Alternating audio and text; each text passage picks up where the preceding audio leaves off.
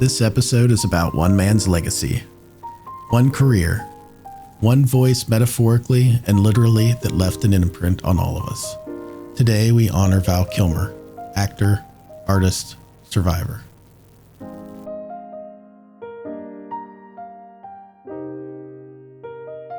Val Edward Kilmer was born on New Year's Eve, 1959 in Los Angeles.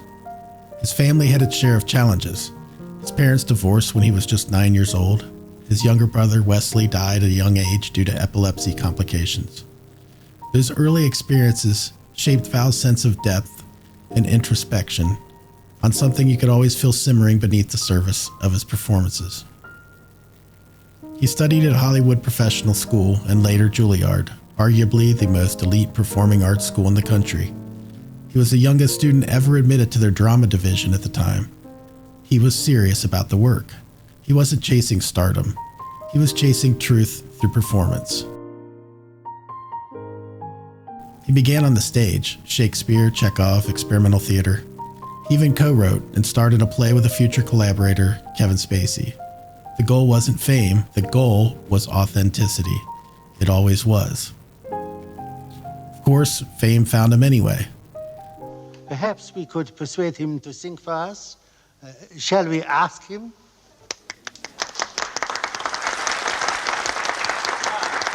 I better do what they want.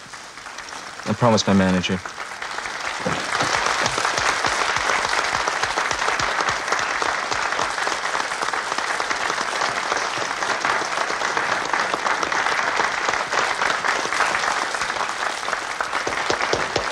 Thank you, sir. Okay, watch you change in the second chorus.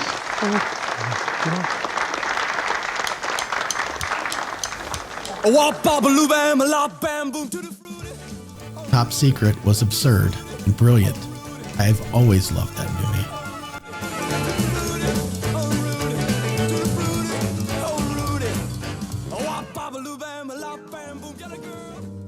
Real Genius captured that offbeat genius energy like no one else could.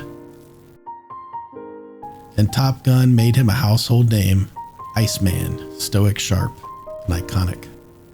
I remember those performances vividly, not because they were just fun, but because he made each role feel like something more than what it was on the page. The 90s were a powerhouse stretch. In the Doors, he didn't imitate Jim Morrison. He inhabited him. He did his own singing.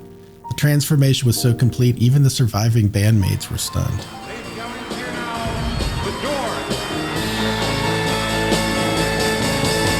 You know that it would be untrue. You know that I would be alive if I was to say to you, girl, we couldn't get much higher. Yeah.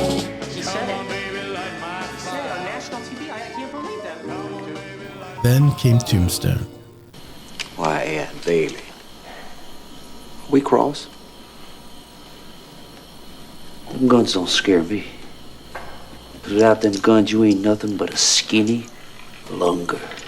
Ed, what an ugly thing to say. Our poor ugliness. Does this mean we're not friends anymore? You know, Ed, if I thought you weren't my friend, I just don't think I could bear it.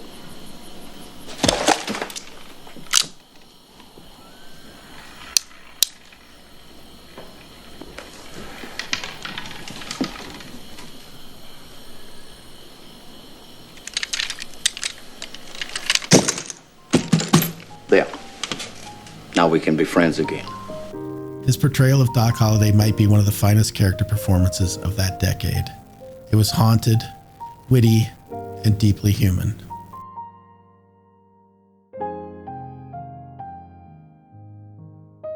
Even in ensemble films like Heat, he made every moment count.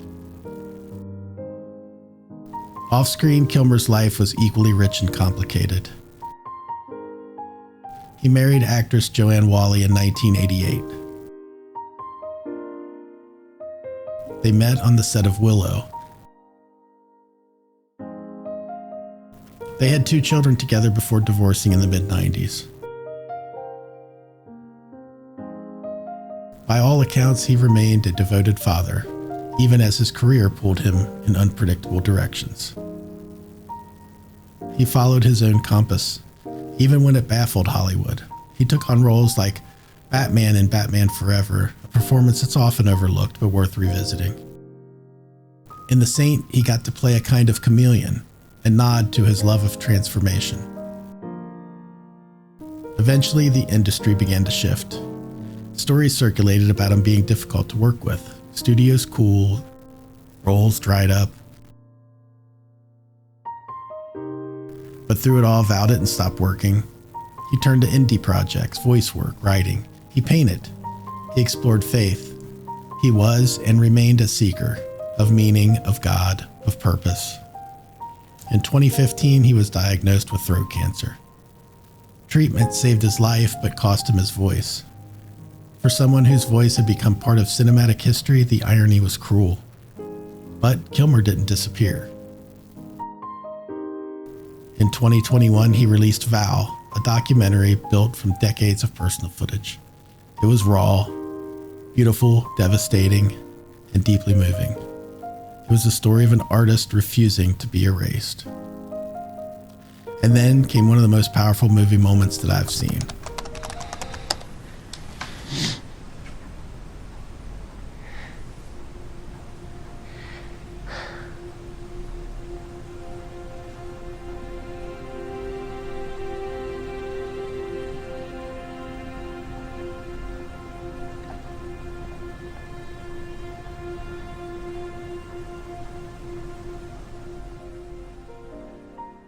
And if you haven't seen it, I think that you should.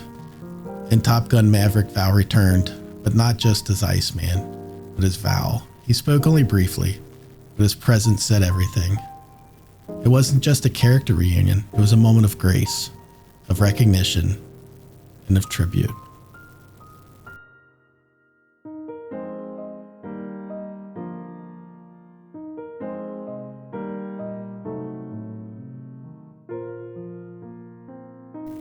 In his later years, Val focused more on painting and poetry. He became a visual artist, spiritual thinker, and a reflective storyteller. He left behind more than films. He left behind an art in every sense of the word. Val Kilmer passed away on April 1st, 2025. I don't think I'm alone in saying that it feels like the end of an era, but I also don't think he'd want us to linger in sorrow. He gave everything, his talent, his voice, his vulnerability to the world. And he did that with an honesty that cut through the noise. Some actors entertained us, Val Kilmer moved us, and through his work, his words, and his enduring presence, he always will. Thank you for the characters, thank you for the courage, and thank you for the art. Rest in peace, Val.